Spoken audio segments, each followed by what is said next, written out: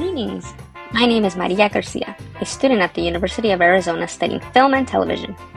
As you can see, I'm also a Mexican-American student, the oldest of my family and, well, a first-generation student. In this video, I'll try my best to respond to the questions on how I balance staying true to my values while exploring new ideas.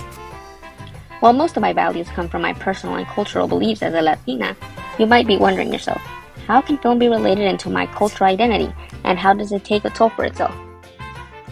Well, for starters, film is welcoming to all kinds of identity and cultures. As for preserving my culture, as I navigate through film, I do it any chance I get. For starters, to study film, we have to watch films that have been a huge impact to film itself. I take a personal interest in Mexican film, so I take a class focusing on Latin film. Through this course, I've watched a lot of Latin films that have helped me grow in the area of film, like Amores Perros, Los Olvidados, Maria Candelaria, and more. When it comes to other classes, for example, my documentary class, we had to write an essay about 3 documentaries we chose. It could be of any that were shown in class, but I decided to take that extra mile to write about films that included my culture. I watched documentaries of strong Mexican females who have made history, like Frida Kahlo, who is known worldwide.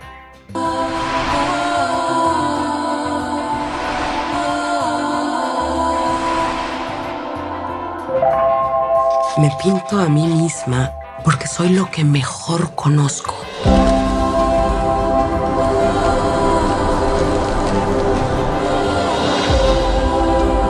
Pintaré lo que me dé la gana, con mis propios ojos y nada más.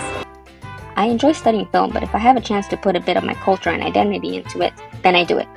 Lots of short films I produced are in Spanish or are related to Mexican culture in a way. ¡Quiero mi teléfono! No le grites a tu madre.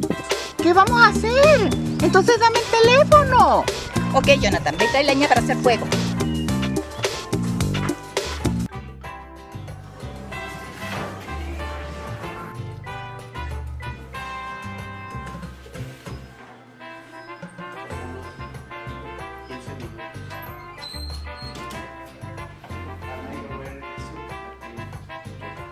I don't limit myself to just including my culture in film. If I have a chance to include it somewhere else, for example my memes class already hosted events at the University of Arizona that I relate to my culture, I also work for a podcast internship that's called La Chamba Podcast Series, that helps young Hispanic Latino students navigating career readiness.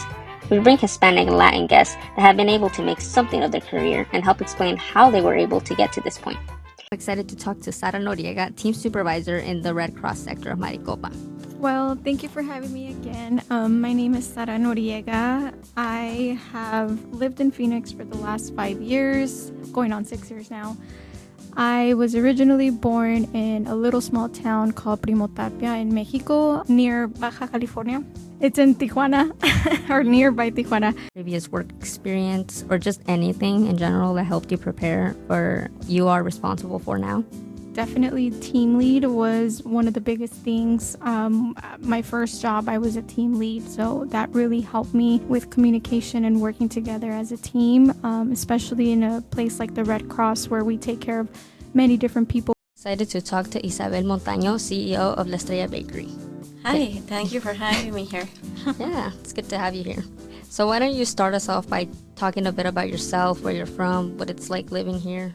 My name is Isabel Montaño, a migrant from Tepatitlan, Jalisco, Mexico. My parents migrated here in the 70s when I was 2 years old. My mom migrated here, but my dad migrated here prior to that. So basically I'm a Tucsonan because I've been here, 50 plus years.